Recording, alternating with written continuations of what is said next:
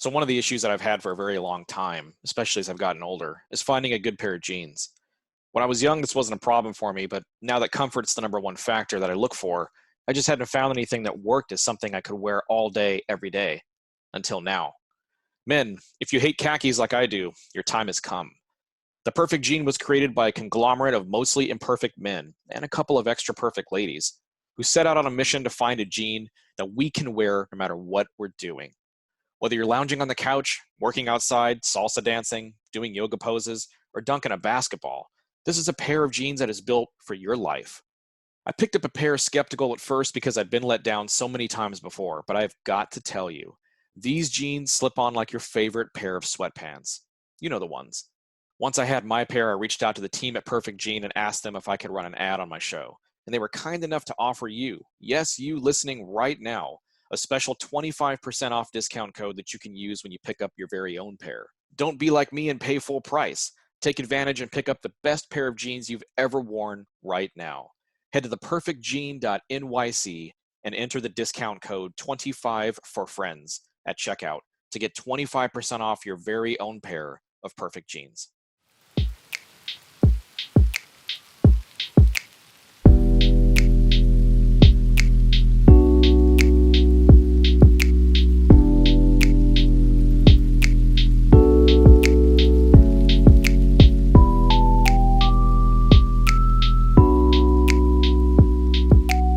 And we're back. Stephanie, Shit I've Learned Abroad, the podcast. I love this show. Thank you so much for joining me. I really appreciate you coming on tonight. No, thank you so much for having me. I appreciate the invite so much. Absolutely. I've been a fan of your show for a while. I actually got my wife into listening to it. She likes it a lot because she's a big she loves to travel and she's kind of listens to your show and kind of jots down tips and things in her journal, which is pretty cool. So my wife's a fan. I'm a fan. I actually started listening to the show a while back. I wanted to ask you just to kind of just dive into it because I know folks that are going to be listening to our show will probably be pretty familiar with you and will be familiar with the show. But let's talk about how the show, like the inception of the show and how it started, because you've recorded a lot. You guys have been doing this for a while now. How did you envision the show when you first started doing this? So when we started, I got the idea. I work from home. So I'm home 24/7, not quite, but mostly I'm home all the time. So I listen to a lot of podcasts myself. Yeah. And I listen to a lot of true crime actually. Oh, and okay. I just started listening to them so much and they added so much value to my day that I thought, I would really love to do this for someone else. Yeah. So I got the idea, and travel's kind of my niche. It's what I know. It's what I love. So it seemed the more natural way to go. Yeah. So Andrea comes to mind first. Her and I have traveled around the world together. She's one of my best friends. So I knew if I was going to do it, it was going to be with her. Yeah. Okay. I mean, that makes sense. Very straightforward. I like that. Yeah. It was a bit of a process because sometimes you get an idea, and we recorded actually another show that was kind of a different concept. And I think we got to episode 5 or 6 and we realized, we don't actually have anything else to say. And we had to rework it. We had to rework the concept, rework the idea, rebrand it. And then we came up with all the shit I've learned abroad, and that came out. So there was definitely a process before we got to the one we put out there. So that's really cool. And it wasn't going to walk this way, but I like that because I mean, a lot of people are kind of getting into podcasting. Podcasting, as you know, has exploded. It's like probably the most flooded market probably in the world, or the most flooded medium, I should say, in the world for media. But I love that you guys started kind of going down a certain path and then you had to stop and kind of rebrand it. What was that process like for you guys? I mean, was that discouraging, or did you just kind of think, okay, this isn't working, let's just kind of walk another way? Oh, it was definitely just, this isn't working. I think what we did right is we knew we wanted to do 5 episodes before we put anything online, just to work through any bugs, any little, there's a learning curve, even after 10, 15, 20, 30 episodes and more. Yeah. There's a definite learning curve. So we did the 5, and it was, the original concept was each episode we were going to talk about a different country we traveled to and the amazing people in each way, or that we met in each place. Yeah. Which we were doing, but you realize those stories you tell, they're not long stories. It wasn't enough content for full episodes. Gotcha. So it kind of fell flat, and then we were fine with it. Like, we're happy trying things, learning, and reworking it. So we were totally okay with that. Yeah, that's a process. I love the creativity there. When did you, because when did you know that, I guess before you kind of went a different way with it, when did you know that this was going to be a podcast or this was going to be a show? Like, when did you know you had something here that could actually be an ongoing, self-sustaining thing? Oh, good question. I think it was very gradual. We didn't know. So we put the Mm. first 5 out there and we were very nervous, very unsure. But it's kind of one of those things where if you're working for perfection, I know so many people who've even recorded podcasts and they never get it out there because they're so determined to make it perfect that it never gets up. Yeah. So we're like, all right, we've got 5, let's throw it up. We'll see how it goes and where it grows. So we got it up. We were pretty nervous. And then we just kept recording and we really noticed we got better throughout the first 5-10 episodes. Mm. And then I think it was when people we didn't know started reaching out to us. So I hosted a meetup with other podcasters here in Melbourne, which was very exciting. And just, it was really, it went beyond friends and family. Because friends and family will give you, I love them all. And sometimes they'll listen out of obligation. Sure. Yeah. And it was when people we didn't know were listening and messaging us that we were really like, okay, all right, this is a good thing we're doing here. Yeah, and I know you mentioned Andrea; she's your co-host. I mean, you've traveled a lot, and we'll kind of get into that a little bit. You guys record remotely, right? You guys are like in totally different areas, right? Continents, almost, isn't it? Or am I wrong? Yep. Yeah. Yep. Nope. You're right. I'm in Melbourne. She's in London in the UK. Wow. So how was that process for the two of you? Because when you hear the show, it sounds like you're in the same room. You guys do a great job with that. Well, it's surprising because we get actually messages from other podcasters quite often asking about how we produce the show because of the quality of it, which totally threw us. And I'll give almost all the credit to Andrea. She's our technical person. I'm the business and outreach person. Sure. So all credit to her. But what we do is we just, we call each other on Skype. We count down. We both record in Audacity and we count down. We do 3, 2, 1. We start recording at the same time. And then I just send her my file later. She layers them and edits it. But I think what worked in our favor is because we're not in the same room. We don't have issues of microphones picking up other person's, like a lot of the small issues that people don't think about that you do get when you record together. Yeah. Or actually quieter. So it actually worked out. We'd think it'd be harder, but apparently somehow recording remotely has turned out in our favor. Yeah, agreed. I have my partner Jen and I record Vanished, and she's in Austin, Texas. I'm in Kansas City, and at first it seems like, oh, this is not going to sound like we're in the same room, and that's like all you're worrying about is how are we going to make it sound fluid and cohesive and everything and organic when you're in the same room. And it actually, shout out to the editing and to Andrea in your case, because editing, I think, is the magic that makes everything. Yeah. So, I was pleasantly surprised by that. So that we get so much feedback on that. So thank you. Yeah, absolutely. Now let's get into sort of what you do, how the show is structured. I always love to ask this of all podcasters when we have them on the show.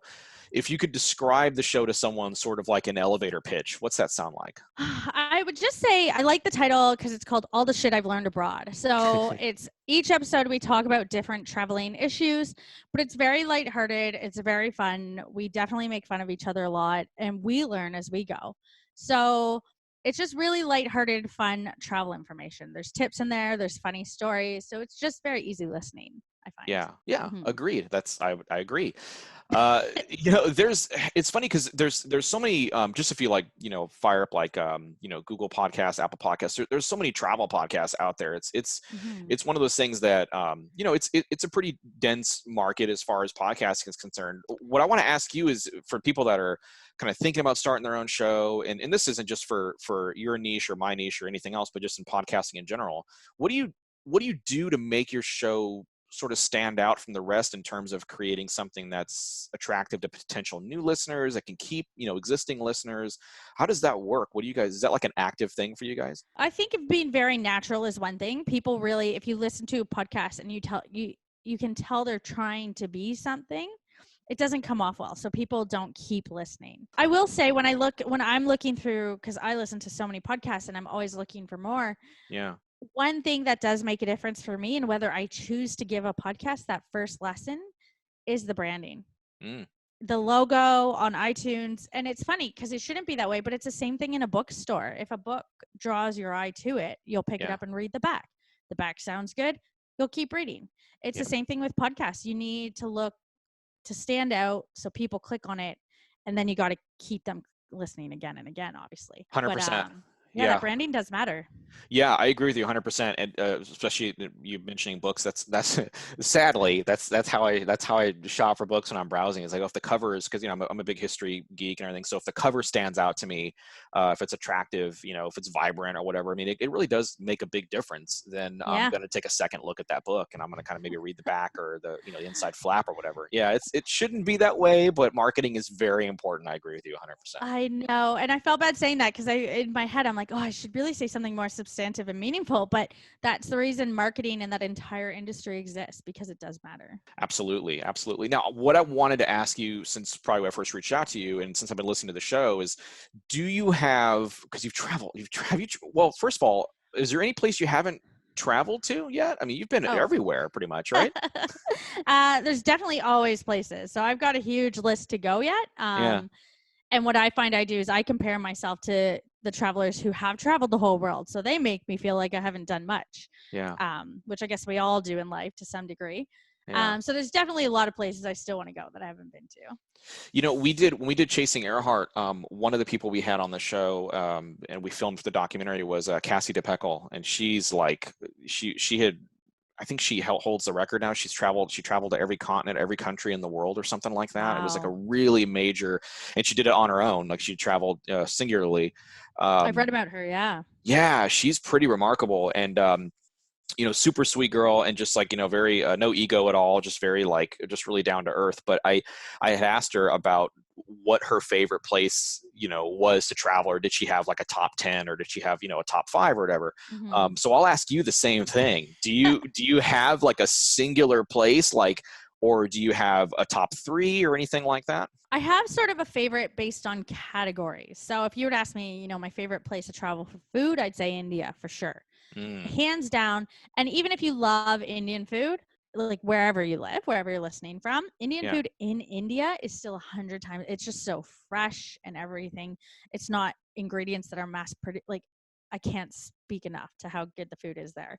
yeah, If you ask me for beauty and the scenery and the sights, I mean, every country is beautiful, but South Africa will come to mind first. It's just incredibly beautiful there.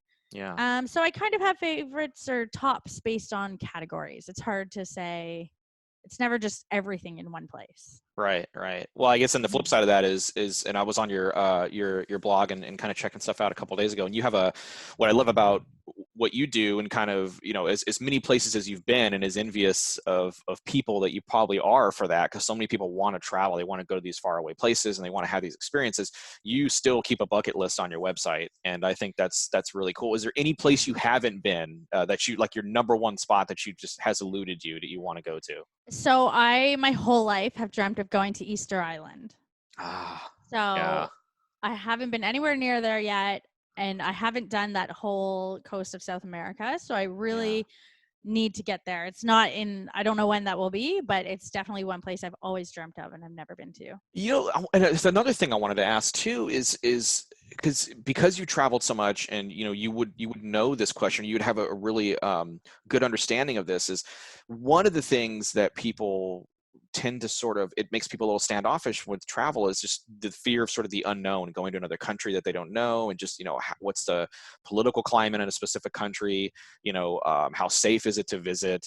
Has there, in all your travels, has there ever been a time, a moment, a place that you've gone to that was a little frightening for you, where you were a little worried about, and then you're kind of, your worries were eased when you got there? Anything like that? Yeah, there's two that come to mind. The first one was in India because I did India solo. Mm, So a girlfriend was there with me for about the first week or so, and then we were splitting up. And the night before we split up, I had a little moment where I was just like, oh my gosh, because you hear so many things about India, especially women traveling alone there. yeah. And there are government advisories on traveling in India. So I had a moment, and I did. I emailed my mother and I had a little panic, and she just responded. She's like, "You're fine. Go to sleep and you'll wake up in the morning and you're fine." And Yeah, and that was what I needed. And yeah, it's true. I went to bed, I woke up, I was like, "Oh, that was silly." Like yeah, yeah. Like um most things, when you're fearing something, it usually is just unnecessary. yeah. Yeah. So that one, and then the other one that comes to mind is I was going to Egypt when I did my around the world trip. I knew I had to go to Egypt.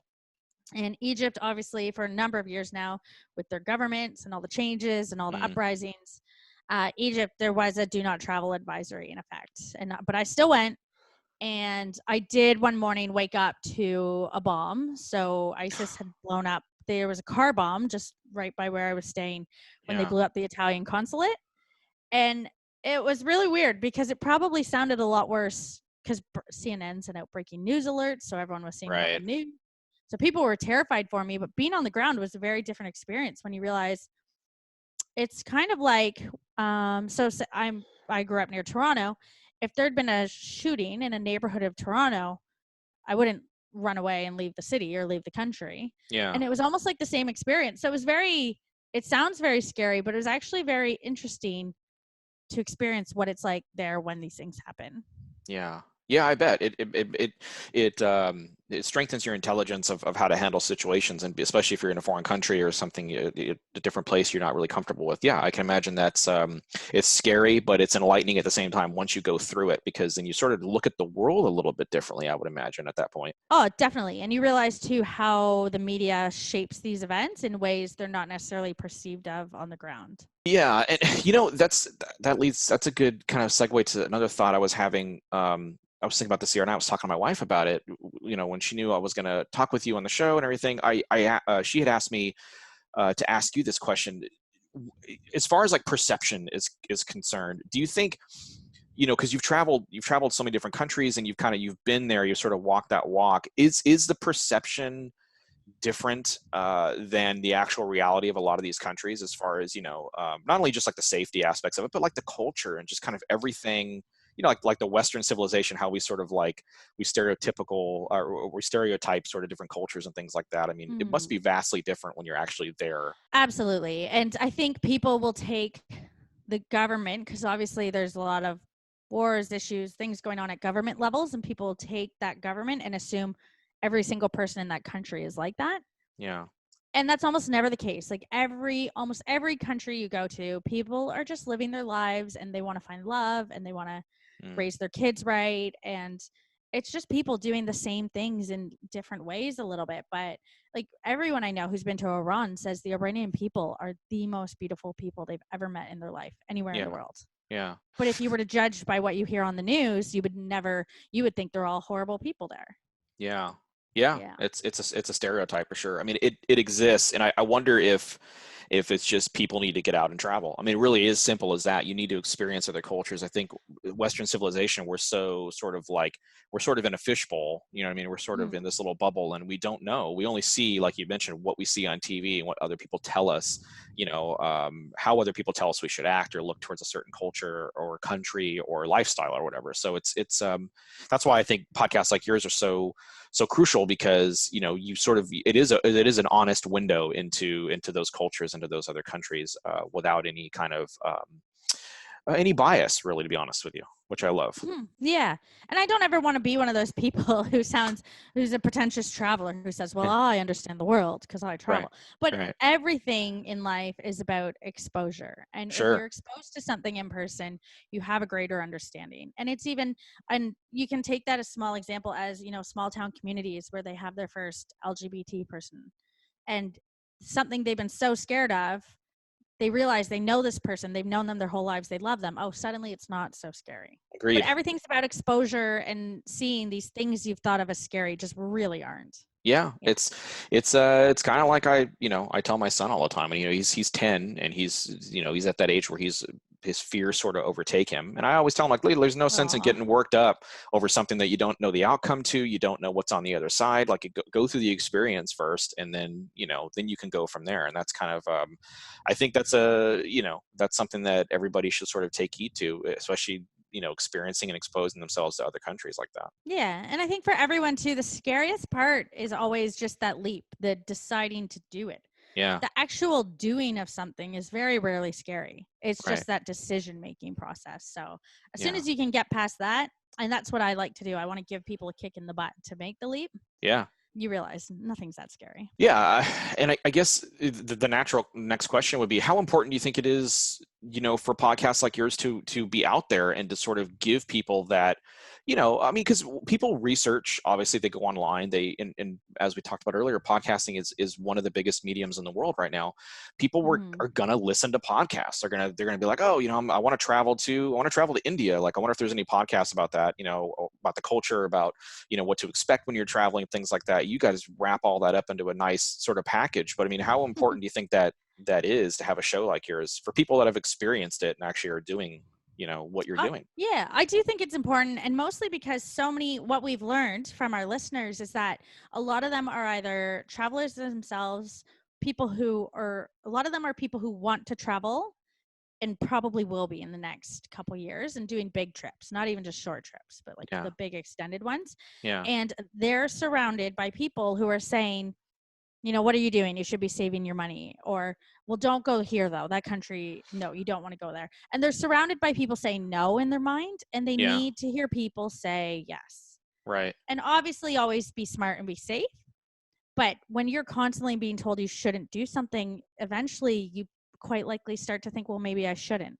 Yeah. So we want to be those people who are saying, we want to be other people's yes people. 100% agreed. How's the feedback been for the show? You touched on it a little bit early in the conversation, but how's the feedback been for your show so far, with people just kind of listening in and reaching out to you guys? Yeah, no, it's been amazing. And I get really excited because we get a lot of messages now from our listeners asking us questions or places they're going. Or I had a girl the other day who was going on her first solo trip. She was going to Portugal. Ah, She'd heard that I'd been there by myself, so she wanted to know what hostel. She just had questions, and I think I told her where I stayed, and she actually booked that same hostel. And I think that made her feel a bit safer doing it. Like, so it was really like that kind of gave me goosebumps where it's like yeah. this big decision she's making. We helped her feel a little bit safer about doing it. So when we get those stories, we just feel so good. And obviously that's the listener experience. And then on the like podcast success itself, we've been blown away. Like Yeah. things that have happened, like we were on iTunes, new and noteworthy. iTunes listed us on their 2019 all-time bestsellers for travel. That's awesome. And these things have just blown us away Yeah. completely. Yeah. Yeah. I can only imagine. I mean, it's an important show, and like I said, I can't stress that enough, because as someone who wants to travel, who has been traveling, I haven't traveled anywhere near as much as you. I haven't gone as anywhere as exciting, I think, as you've gone. But I mean, we've done a lot of traveling within the United States for the documentary, and I love to travel. It's a lot of fun. I think you get a kick out of it, and it's like you get to experience different, even to state, like in the U.S. It's like it's like a night and day thing. We lived in Southern California. That's where my wife and I were born and raised. And we moved out to the Midwest, like on a whim. And it's just, even that is like it's like another world. It's a culture shock, Oh yeah. as far as Well, how slow it is and how different life is. where in Southern California, if I can ask? Yeah. So we grew up in Riverside, which is like Okay. tucked between San Diego. And for those who don't know, tucked between San Diego and Los Angeles, like almost exactly the midway point. Yeah. I have between those. Beaumont, California is actually one of my home away from homes. I go to Oh, no Beaumont kidding. almost every year. Yeah. I Oh, love that's Southern cool. California. But I Yeah. would say, and I do tell people when you say, oh, I haven't been anywhere as exciting or stuff, but I say when people ask me what have been the places that really surprised me and stand out, two of Yeah. my answers to that are always Montana and South Dakota. Oh, interesting. Well, South Dakota is beautiful. Yeah, so is Oh, Montana. They're both beautiful. oh, I just had the best time of my life there. I met the most beautiful human beings. And maybe because I had no expectations, but they blew me away. So Yeah. it's funny when you can never compare places or experiences because there's just so much in this world. Everything's so beautiful. It's such a big world. You don't Yeah. realize it, until you get outside your bubble, as we've been talking about. It really is a huge world. I mean, travel is, one of the things I wanted to ask you about too is travel is become such, well, perhaps it always has been, but I mean, I think like solo travel in particular has really Mhm. become a large part of just like pop culture in general in the last like 4 or 5 years. I mean, it Yeah. probably always did exist, but it's just really kind of exploded onto the scene as far as pop culture is concerned. What do you Mhm. think? Why do you think that is? What do you think? What do you think it is about traveling, solo or non-solo, but I guess especially solo around these different countries and everything? What is it about that is just so fulfilling and so why does it hold so much gravitation? I think it sounds so cliche, but you learn so much about yourself, and not just who you are as a person, but you learn what you're capable of, because you get put into these crazy situations. Like, I was in a tuk-tuk in India that broke down in the middle of nowhere, and I had no idea where I was. And you realize once you're in these situations, you're fully capable of getting out of them, because you do it because you have to. Like, I'm not just going to stand there and cry. Like, Right. I'm going to figure out how to get back to where I need to be. So you're put into situations you never would have otherwise been in, and you realize you're capable of almost anything. Yeah. Yeah. Agreed. Yeah. That's a powerful statement. That's very true. And you don't know until you're on your own. And like, the only person you can depend on to get yourself out of that situation is yourself. And that's Yeah. yeah, that's travel. Travel will do that for you. That's for sure. So Definitely. I want to ask you a couple of quick things, tips, tricks, things like that. People have been wanting ever since we kind of said we're going to have you on the show, and I've been telling people I was going to talk to you. They said, okay, get her like tips and tricks. Like, what are if you're traveling? I mean, I know it's different for every country. Every set of circumstances is very specific to the situation. But what is there a general good rule of thumb? Is there a general like top 10, top 5? Like, what are the things that you would recommend everybody should know when they travel?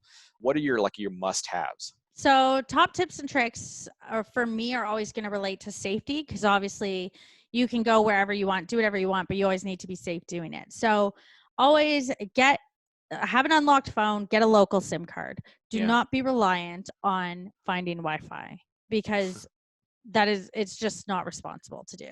So always have a local SIM card, always have an app like Life 360 with key contact set up. So I have Life 360. My partner can see where I am at any time. My parents can. So should anything arise, multiple people can know where you are instantly. Obviously, don't get so obliterated out of your face that you don't know what's going on. And we laugh, but it's hard to do, because when you're traveling, you're having the best time of your life. Yeah. So you do. So, I mean, I go out, I drink, I have fun. You just don't want to get blotto where you don't even know who you are. Right. Get that. And then just constantly give people updates. I mean, there's nothing I think I would hold myself back from doing. I just need to be super responsible. I always watch for site sales. I have all the points. So I do a lot of things I do. People don't realize are points and are free. And people are like, oh, it must be nice to spend all this money. And I'm like, okay, I didn't spend like, I didn't, but thank you. Yeah. Yes. Just do what you want to do. Be very safe about it. And if you're cool with getting the points and signing away your signing away all your habits for marketers, then take advantage of it. Yeah, and I imagine social media is probably, I mean, this is probably one area where social media could be very helpful if you are traveling alone or if you're out. Because I mean, if you can't get a cell signal, you might be able to get a Wi-Fi, or even if you get cell coverage, you might be able to get online and update friends, family where you might be or what you're doing in case, God forbid, something were to happen, instead of texting or something like that. Yeah, and for a lot of solo travelers who are doing these kind of backpacking type trips, who are staying in hostels, the hostels run bar tours, they run food experiences throughout cities. The hostel experiences are amazing, and then you're doing it with other solo travelers. I can't suggest that enough. Yeah, 100% agree. We went to Ensenada, Mexico not too long ago, and beautiful place, and they even in Mexico they recommend stay with the group, stick to the actual tours themselves, the actual sponsored tours, whether if you're going on a cruise or whether you're just going on whatever the case is, because you will get the experience, and it's a little bit safer, you can feel a little more comfortable, and I think that's kind of a good rule of thumb from someone who doesn't obviously travel as much as you do. Yeah. Yep. Absolutely. Okay, so changing gears and sort of wrapping up, let me ask you this. What is, every time I have a podcaster on the show, I mean, I know it's just kind of one of the hats you wear, but what is the best and the worst part, in your opinion, just about being a podcaster in general? Oh, I think the best part is, I already touched on it. The best part is the feedback, or when we've gotten messages from people too saying, I just did it. I booked it. And they say they booked it because you gave them the confidence to. That's definitely the best feeling. Yeah. The worst part is just trying to figure out how to do it successfully more full time. Yeah. Yeah.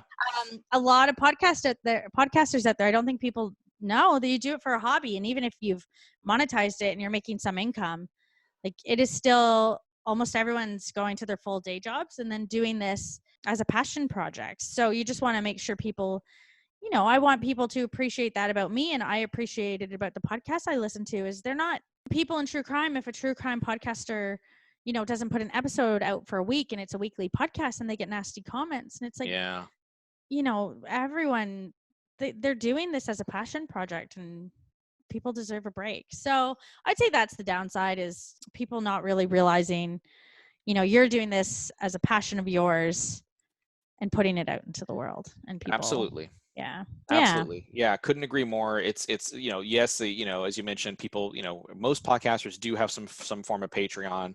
They do have some kind of bonus content that they put out that, they're putting out for their patrons or for, their VIP listeners or whatever the case, whatever you want to call it. But 90% of everything you put out is 100% free. And a matter of fact, we are actually paying to put it out when you look at it, because you're paying for your hosting, you're paying for your website and your, all your stuff. So you're actually paying, you're paying for your gear, whatever. You're paying for a hobby that you love. I mean, as in the case with most hobbies, but I mean, in this case, you're putting yourself out there in front of people that to be judged, essentially, in a very judgmental society. Exactly. And if people were to look at us, we have a Patreon and we're monetized as well, so we get some advertising income. And I would say we don't break even. Right. What we've made from Patreon, it pays for the Patreon content we send them and the swag. And so it's not income, really. Yeah. It's it's just a return for the people investing in it. Yeah. Yeah. Very few podcasters can, I can say, oh, I've got a Patreon. I'm home. I'm set free now. I don't have to pay my house payment. I don't have to pay bills. It's like, it's really not like that. I think that's one thing that I try to tell people, like when I guest on shows or when people ask me about podcasting and oh, well, don't you make a lot of money doing that? Absolutely not. We don't make very select amount of people that make good money doing this. Yeah, we're definitely not all Joe Rogan. And I think that some podcasters, unfortunately, when they set up a Patreon, they think, we've set it up, they'll all come now. And that's not how it works. Not at all. Not at all. 100%. I agreed. Well, do me a favor before we kind of wrap up tonight. Can you plug the show, plug your blog, anything you want to stick out there so our listeners can catch up with you and subscribe and all that good stuff? Yeah, absolutely. So the show is called All the Shit I've Learned Abroad. It's available on pretty much every podcast platform you may be listening from. And our socials are all Shit Abroad Pod. You can find us on Instagram, Twitter, Facebook, where we load all kinds of different content. And if anyone wants to find me online, I'm available at Steph Paige, Paige. That's where you can find me. And I'm always open to having a chat or if you're thinking about going somewhere. Like, I just love giving people that push. So if there's something you've been wanting to do, I will be the person to tell you to do it. That's amazing. Steph, this has been an absolute pleasure with perhaps the greatest name ever for a podcast, All the Shit I've Learned Abroad. I really appreciate you. Thank you so much for coming on the show, and good luck in all your future travels, and we will talk soon, I'm sure. Awesome. Thanks so much, Chris.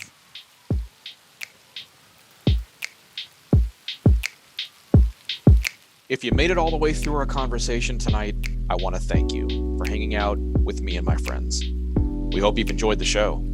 Please visit us on social media as we post each new conversation as they air, news, show information, and much more. Go to facebook.com/me and my friends pod. On Twitter, you can search the handle me my friends pod. And on Instagram, you can find us by searching the handle @me and my friends pod. If you enjoyed our conversation tonight, please do me a favor and head to iTunes to rate us and leave us a review. As a brand new podcast, we need all the help we can get, and your time is truly appreciated. Me and My Friends is produced by Vanessa Williamson and edited by me, Chris Williamson. Tonight, the podcast featured the original song Escapism by producer Redeman. The opinions on Me and My Friends are those of the individual guests and may not reflect those of Chris Evan Films Incorporated. Chris Evan Films Incorporated is not affiliated with the films or clips referred to herein.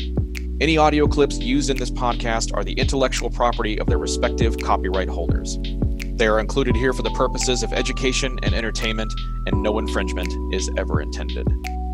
Me and My Friends is an exclusive trademark of Chris Evan Films Incorporated and may not be used without the express written consent of Chris Evan Films Incorporated.